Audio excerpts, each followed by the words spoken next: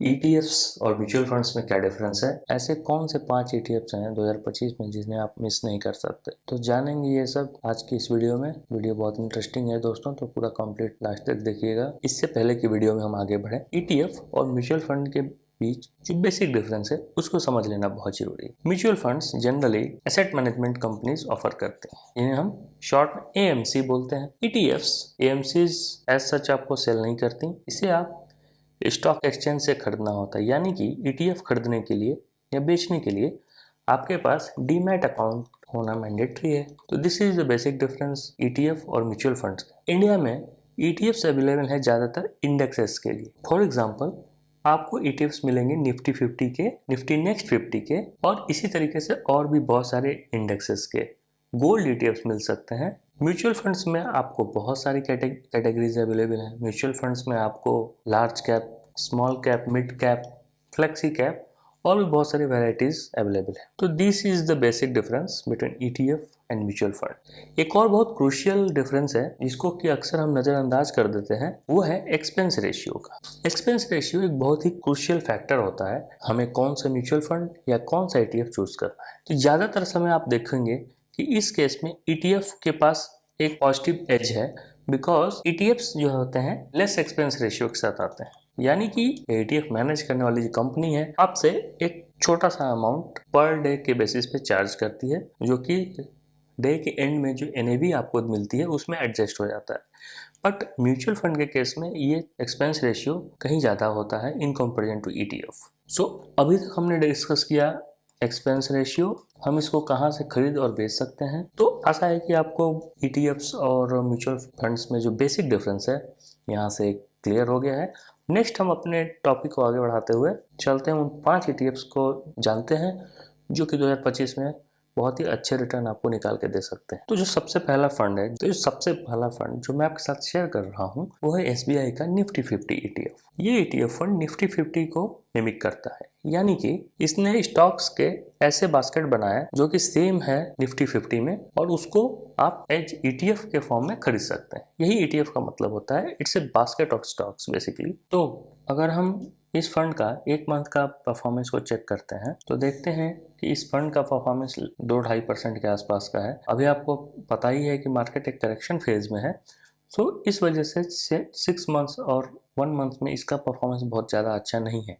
लेकिन अगर आप बाकी के परफॉर्मेंसेस को अगर चेक करते हैं, एक साल के परफॉर्मेंस को चेक कीजिए 7%, 3 इयर्स का परफॉर्मेंस को देखिए 40% का रिटर्न इसने निकाल के दिया है, यानी कि निफ्टी 50 का जो रिटर्न है आपको इस ईटीएफ के थ्रू मिल जाएगा।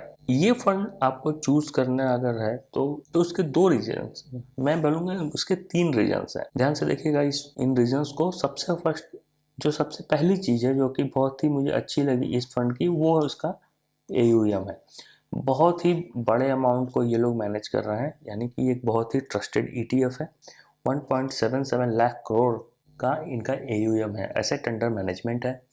ट्रैकिंग एरर बहुत कम है, यानी कि आप इस ईटीएफ को अगर लेते हैं तो आप ये इंश्योर कर सकते हैं कि निफ्टी का जो रिटर्न है आपको उतना ज़रूर मिलता है। और तीसरी सबसे इम्पॉर्टेंट चीज़ मुझे अच्छी लगी इस ईटीएफ की, वो है इनका expense ratio. It's almost negligible. आप किसी भी म्यूचुअल फंड को देखेंगे जिसका कि एक्सपेंस रेशियो बहुत ही कम हो, फिर भी वो लगभग 0.3% और 0.4% तक हो सकता है। बट उसके कंपैरिजन में आप देखिए ये जो ईटीएफ्स हैं वो बहुत ही कम आपसे एक्सपेंस रेशियो चार्ज कर रहे हैं। ये जो ईटीएफ है ये मेरा फर्स्ट ईटीएफ था आप लोगों के लिए।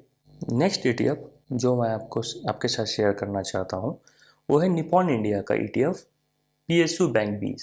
ये ईटीएफ बहुत ही इंटरेस्टिंग ईटीएफ है दोस्तों, बिकॉज ये आपको बहुत सस्ते में मिल रहा है। आपको बिलीव नहीं हो रहा है, मैं आपको जस्ट अभी शो करता हूँ। अभी आप जो निफ्टी 50 का जो पी रेशियो चल रहा है वो अप्रॉक्सीमेटली 20 के आसपास चल रहा है, बट इस ईटीएफ का जो पी रेशियो है आप उसको देखिए, आप बिल्कुल हैरान रह जाएंगे। इसके पी रेशियो को आप चेक कीजिए 6.07 का। ऑब्वियसली अभी मार्केट्स में पर्टिकुलरली बैंक ने पिछले 1-2 सालों में बहुत अच्छा परफॉर्मेंस शो नहीं किया है, इसी वजह से पी का अगर कंपैरिजन करेंगे तो इतने सस्ते अमाउंट में आपको मिल रहा है। तो अगर आप एक वैल्यू टर्म्स में सोचें तो ये ETF काफ़ी इंटरेस्टिंग मुझे लगा, इसलिए मैंने आपके साथ शेयर किया।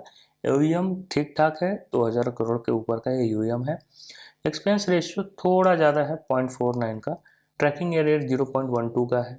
ये जो था वो सेकेंड ETF था। जो थर्ड ETF मैं आपके लिए लेके आया हूँ वो है मिराई एसेट का NYC न्यूयॉर्क स्टॉक एक्सचेंज में फैंग प्लस ETF। ये बहुत इंटरेस्टिंग ETF है, इसको थोड़ा समझते हैं। फैंग जो वर्ड है ये शॉर्ट फॉर्म है। किस चीज़ का शॉर्ट फॉर्म है दोस्तों? It's short form of Facebook, Amazon, Nvidia and Google plus.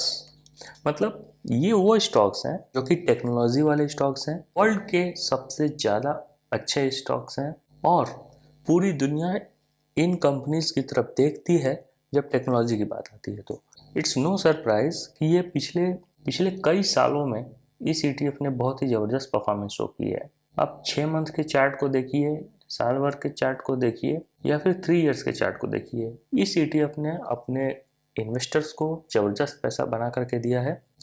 आइए और डिटेल में देखते हैं इस ETF के बारे में। टोटल AUM लगभग 2700 करोड़ का है। ट्रैकिंग एरर थोड़ा ज़्यादा है, मुझे ये थोड़ा, और ये कम होता तो बहुत ही सोने में सुहागे जैसी बात हो जाती। एक्सपेंस रेशियो थोड़ा ज़्यादा, जो वैल्यू मुझे ये ETF निकाल के दे रहा है उसके लिए मुझे इतना एक्सपेंस रेशियो देने में मुझे कोई दिक्कत नहीं है। P ratio is very high, but in comparison to many IT stocks जो कि इंडियन मार्केट में लिस्टेड है, ये अगर आप P रेशियो को कंपेयर करोगे ना तो ये P रेशियो बहुत कम दिखेगा आपको। ये जा करके इस चीज़ को आप चेक कीजिएगा। अभी भी इतने बड़े करेक्शंस के बाद भी हमारे IT स्टॉक्स, जो न्यू IT स्टॉक्स हैं, 100-200 के P रेशियो पे ट्रेड कर रहे हैं। उन कंपेरिजन में ये जो वर्ल्ड लीडर उसका जो ETF है इतने कम PE पे मिल रहा है, तो मैं इसको एज ए बार्गेन की तरह ही ट्रीट करूँगा। अगर वीडियो यहाँ तक आपको अच्छी लगी हो तो डेफिनेटली आप वीडियो को लाइक कर दीजिएगा, और चैनल को सब्सक्राइब करके वो बेल नोटिफिकेशन प्रेस करना मत भूलिएगा। इट्स द ओनली वे कि मैं अगर कोई नया वीडियो अपलोड करता हूँ तो आप तक उसकी नोटिफिकेशन सबसे पहले पहुँचेगी। नेक्स्ट ETF में मैं आपके साथ शेयर करने वाला हूँ HDFC ग्रुप का निफ्टी स्मॉल कैप 250 ETF। ये ETF आपको एक सफिशिएंट अमाउंट का एक्सपोजर प्रोवाइड करता है स्मॉल कैप सेक्टर में। देखिए, बहुत सारे लोग म्यूचुअल फंड के थ्रू अपने इन्वेस्टमेंट नहीं करते हैं, वो ETFs के अराउंड ही अपने इन्वेस्टमेंट को बिल्ड करना चाहते हैं। तो आपको अपने पोर्टफोलियो में एक कंप्लीट एक्सपोजर चाहिए होता है। तो स्मॉल कैप्स में आप अगर इन्वेस्ट करते हैं तो आप डेफिनेटली अपने पोर्टफोलियो को बड़े स्पीड में ग्रो कर सकते हैं। यही पर्पज़ होता है स्मॉल कैप में इन्वेस्टमेंट करने का। और बहुत सारे लोगों के पास इतना समय नहीं है कि वो स्टॉक्स चूज़ कर सकें, तो ETFs के थ्रू इन्वेस्ट करना इज़ ए गुड ऑप्शन। और इस ETF के साथ एक अच्छी बात क्या है, इनका अगेन एक्सपेंस रेशियो काफ़ी कम है। यहाँ पे आप देखिए, expense ratio is very less, 0.2% का है expense ratio. Tracking error is also small, 0.15% का। अगर हम इन्वेस्टमेंट की बात करें, एसेट एलोकेशन की बात करें, तो ये ETF आपका ज़्यादातर पैसा स्मॉल कैप में, यानी कि 91.69% लगभग स्मॉल कैप में और 8-9% के आसपास मिड कैप में इन्वेस्ट करता है। So this is a good option for those people. वो उन लोगों के लिए एक अच्छा ऑप्शन है जो लोग स्मॉल कैप में एक्सपोजर रखते हुए अपने पोर्टफोलियो को बिल्ड करना चाहते हैं। अब तक हमने 4 ETFs को देख लिया है। जो पांचवा और जो सबसे आखिरी ETF है वो इस समय बहुत लोगों का फेवरेट है, और डेफिनेटली लॉन्ग टर्म में वो ETF सबके पोर्टफोलियो में होना ही चाहिए। जी हाँ, मैं बात कर रहा हूँ ICICI प्रूडेंशियल के गोल्ड ETF के बारे में। सबसे पहले हम इस चीज़ को थोड़ा सा ब्रीफली समझ लेते हैं कि हमें गोल्ड में इन्वेस्टमेंट करना तो करना है क्यों। देखिए, गोल्ड एक हेजिंग पर्पज का इंस्ट्रूमेंट है। सबसे फर्स्ट थिंग, अभी आपने देखा होगा कि पूरा मार्केट नीचे जा रहा है और गोल्ड जो है वो ऊपर जा रहा है।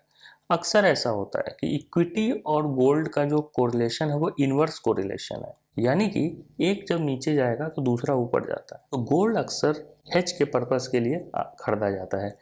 तो इसका सीधा सीधा इस्तेमाल हम आप कैसे कर सकते हैं कि मान लीजिए हमने 100 रुपये का टोटल पोर्टफोलियो वैल्यू बनाना है, तो गोल्ड को हम 10 से 15 रुपये का गोल्ड हम खरीद के रख सकते हैं अपने पोर्टफोलियो, यानी 10 to 15% हमारा जो पोर्टफोलियो है वो गोल्ड में रह सकता है। इन केस मार्केट करेक्शन जब होता है तो गोल्ड हमको वो स्टेबिलिटी प्रोवाइड करेगा। इस पर्पज के लिए ये जो ICICI प्रूडेंशियल का गोल्ड ETF है, ये बहुत ही जबरदस्त एक इंस्ट्रूमेंट है। द रीजन वाइज इज कि ट्रैकिंग एरर है वो बहुत ही कम है, यानी कि जो गोल्ड का प्राइस इंटरनेशनल मार्केट में चल रहा है उसको ये ऑलमोस्ट मिमिक करता है। तो ये जो ट्रैकिंग एरर है ये काफ़ी कम है, इसका एक्सपेंस रेशियो थोड़ा ज़्यादा है 0.5%। और बाकी जो गोल्ड ETFs है उनके कंपैरिजन में इनका AUM काफ़ी अच्छा है। मुझे पर्सनली ये ETF काफ़ी अच्छा लगा because of less tracking error and large AUM। ये रहे मेरे personal favourite top 5 ETF of 2025। आपके कौन से पर्सनल ETFs हैं? अगर उन पे भी आप कोई वीडियो चाहते हैं तो आप उनको कमेंट सेक्शन में ज़रूर लिखिए, मैं डेफिनेटली उनको देख के रिप्लाई करने की कोशिश करूँगा या फिर मैं कोई वीडियो में उनको डिस्कस करूँगा। आशा है आपको ये वीडियो पसंद आई होगी। मिलते हैं नेक्स्ट वीडियो में, तब तक के लिए हैप्पी इन्वेस्टिंग।